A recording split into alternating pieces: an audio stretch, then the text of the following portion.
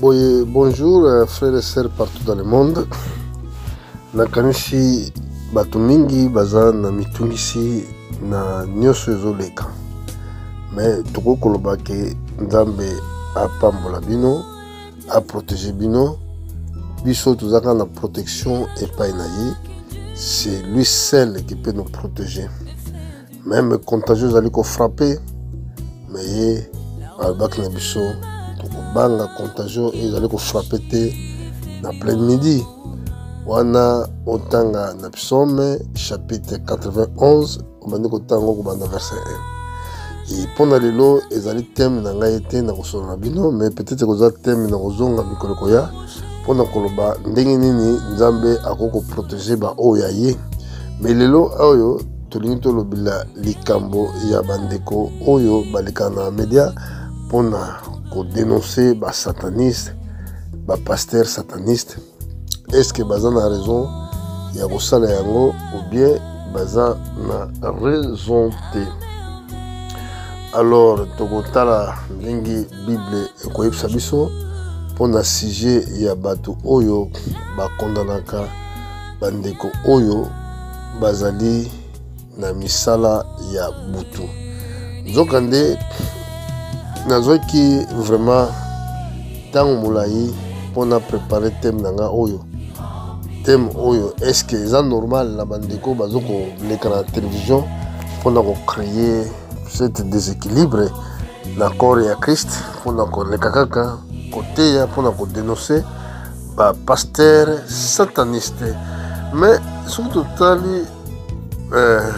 totalement bien makomi photo que na début na commencement et si ka l'homme azaki désobéissant na liloba na Nzambe nde à partir ya ntango wana nde Satan akotaki kati na vie ya bato. Ntango Satan akotaki, donc Satan na eloko ya liboso akomprenaki esengelaki asala adoration. Donc Caïn oyo azalaki fils ya malin, eloko ya liboso alingaki kosala alingaki kobondela Nzambe, il a fallu asala adoration.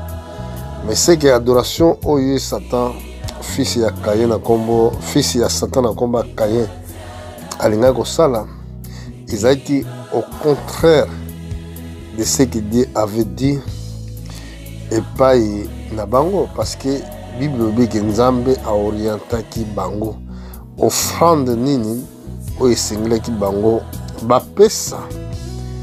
Donc Bible obi na biso Caïn ayaki na produit à terre, donc offrande na ye ezalaki biloko oyo aza kosala na kati ya bilanga na ye. Mais pendant que ayaki na offrande wana Nzambe a rejetaki yango. Abel par contre yenda memaki moko ba tripo na kati ya ilanga na ye nde Nzambe ayambaki yango. Sikoyo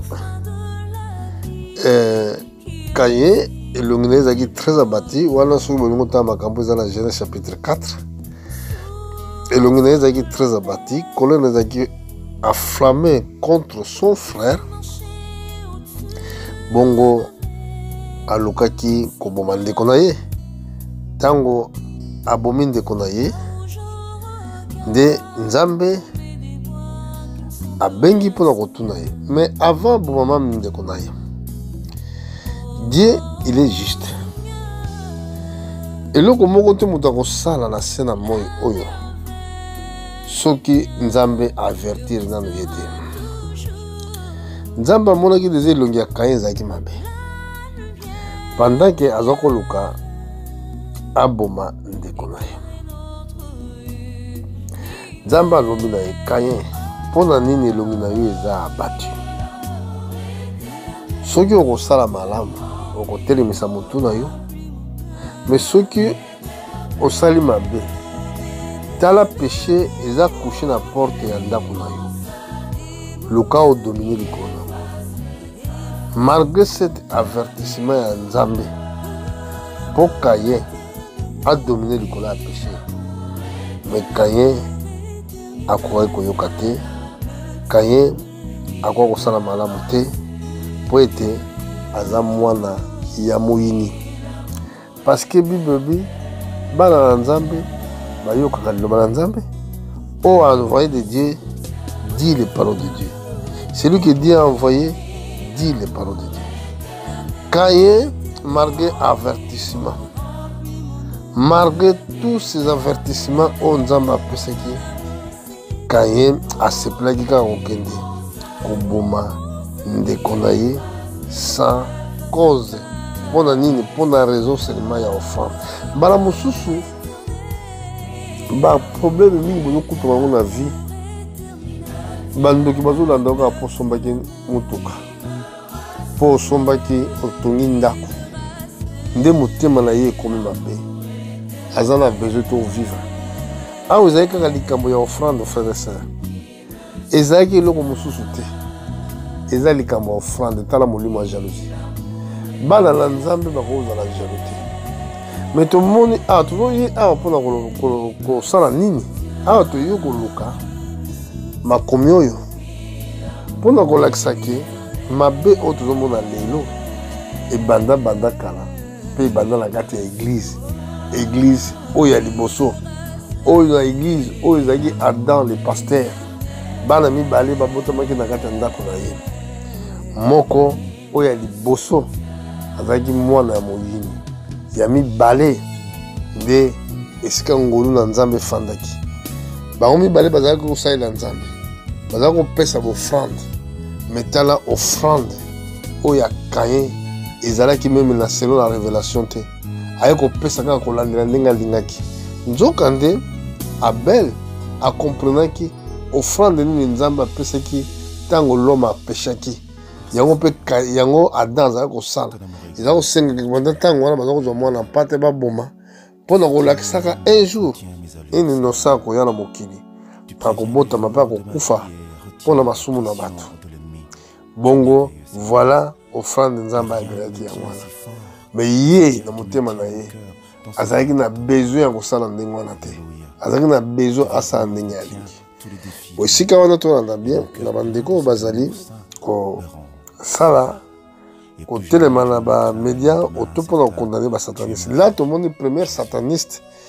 Dans quatre il y a première église. Ba tout le monde a invoqué Dieu. Ba vanda kinda komoko. Mais mutna musala na. Abel beaucoup le mampate Caïn musala bilaka. Sikoyo toye na Nouveau Testament. Même avant qu'on toque dans le Nouveau Testament, pendant qu'on y a Caïn azaki mwana Nzambe te, fils de perdition, si Nzambe tango abandi ko pamela ye, ko maudire ye, pe a maudire misala na ya maboko pour Satan azaka maudire.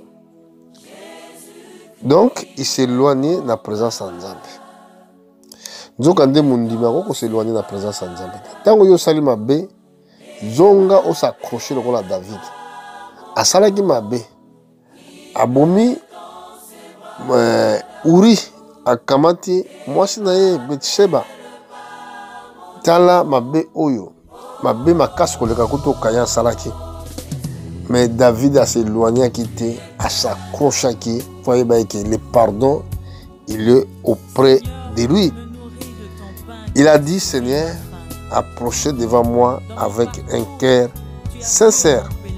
Bon, à tout le monde, si maintenant Caïn a s'éloigné, Bible kolobana biso boye, dans mon cadre la Genèse chapitre 4, dans verset total verset 25, il dit Adam connut encore sa femme, il enfanta un fils, il l'appela du nom de Seth, car il dit elle, Dieu m'a donné un autre fils à la place d'Abel que Caïn a tué.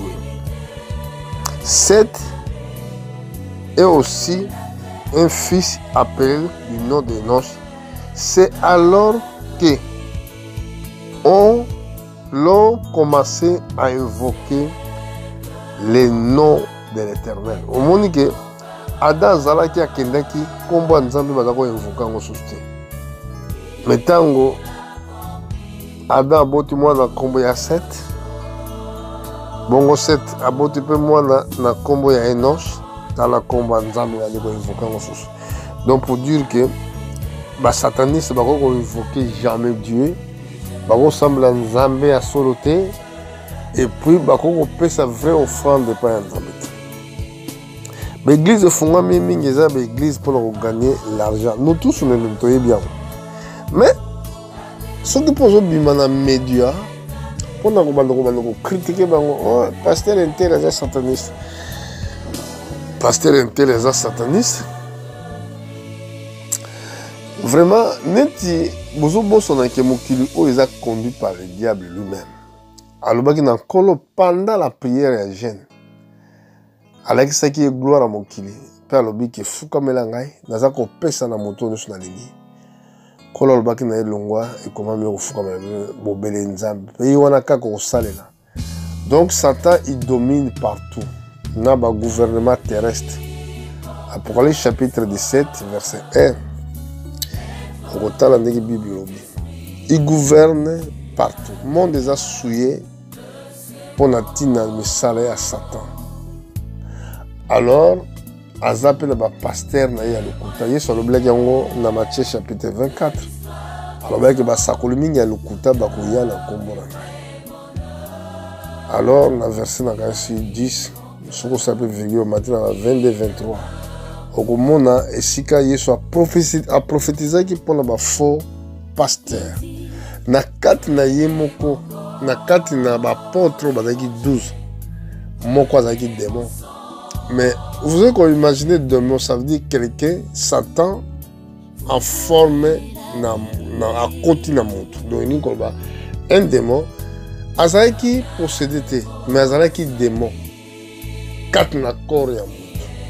Donc, dès que tu as un démon, na kati ya corps. Bazan a plus de connaissances que les cas, même bateau. Ndenge moko pe nzambe azwaki corps. Na kati ya corps wana babengaka Seigneur Jésus-Christ, c'est Dieu qui a tabernacle. Nzambe mutazaki na kati. Sikoyo totala démon o Satan na kati ya corps ya mutu. Et Dieu n'a qu'à t'y accorder. Donc, mutu azaka ka véhicule. Oyo, nzambe a koko utilisé. Oyo pe, démon a koko utilisé. Total a comportement encore par rapport à l'Ikamboule. Sikoyo, démon n'a qu'à t'y apôtre. Et Dieu au milieu des apôtres na forme humaine. Yesu asala kinini. Azako yoba na apôtre moko na bino mais dévoilé qui il était. Vous voyez, a dévoilé qui il était. Moussa na biso za pour prêcher évangile et ça pour se préoccuper ou s'inquiéter na bato ba salama salama. Parce que l'évangile porte la grâce tant que vous avez et porte la consolation et édification. Mais tant que comme le rôle ma kelele, oh kingandi wana zandoki, oh kingandi donc comme salité.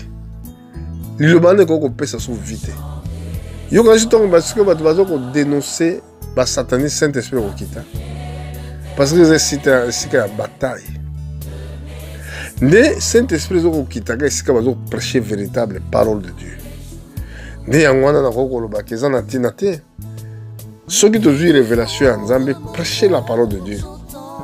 Monguna yemo ko s'éloigner peut mettre biso sans balobaneke o s'éloigner. Et puis yeso lobaki bana na ngai bampate na ngai bayebi mongongo na nga. Po ba mingongo ezebele. Bako kolanda mongongo ya mopaya te. Parce que yeso tanga lobaki mongongo mopaya. Mopaya ezana. Na kanisi boyebi na Jean chapitre 10, alobi que il y a un bon pasteur, ayaki po apesa bomo ina bampate. Même moyibi, voleur, azoya mpona kodétruire wana bazolobela kati na église frère azoya mpona kodétruire mpona kogorge. Alors me bampate na nga bayebi mongongo na ngai. Un vrai élu de Dieu ayebi mongongo, un vrai serviteur de Dieu ayebi azana besoin te ke ba apprendre parce que kat na ye azana eloko babengaka un appel de prédestination. Akoyeba kosala différence na voix ya un faux prophète na voix ya vrai prophète. D'ailleurs na livre na l'Ancien Testament bazalaki tellement nombreux basakola lokuta. Remarquez na kati ya ville à Jérusalem esika batu bazalaki kosambela nzambe belé. Bible bina biso ezalaki na bassemblée comme ba Hérodias, comme ba Samaritains, comme ba Pharisiens, bazalaki ba Sadducéens, bazalaki ebele. Bazokende kosangana na ba synagogue. Mais nzokande vrai envoyé de Dieu azalaki te. Bible lobi boye ezalaki kaka na envoyé moko ya Nzambe na komba Jean-Baptiste. Vous voyez? Donc bazalaki marqué que bazalaki ebele, mais loin de Dieu, envoyé de Dieu azalaki kaka moko. Mangomba lelo eza ebele, eza image. Dieu ramène seulement ce qui était. Ecclésiaste chapitre 3, kobanda na verset 13 okiti. Nzambe azali ko ramener oyo kaka ezalaki. Eloko ya sikete ezali, eloko ya sikete ezali te na se na moi. Alors remarquez ce que tango Yesu bandi ko sanctionner ba pharisiens. Abengi bango ba pharisiens.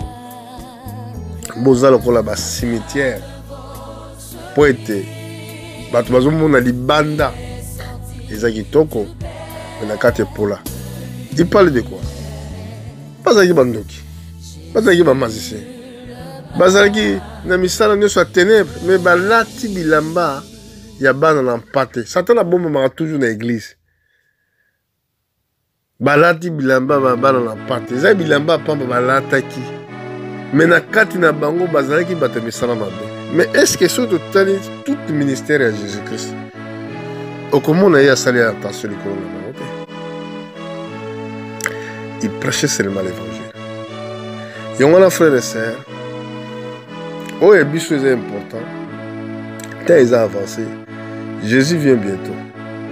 Tu es intéressé, le Kolandenge, notre frère bien-aimé, Roger Baka, je le salue de loin. Notre frère bien-aimé, je vous salue de loin. C'est vrai.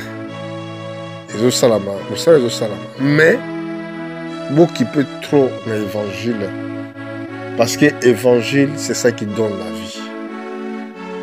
Kolo alobi te ban pate oyaye, ayokaka jamais mon grand paya. Un élu de Dieu a qu'on suivre jamais un faux prophète. Jamais. Jamais. Parce que alobi esika mususu. Esika ebembe kutami nde esika nde ba aigle bazokende kosangana.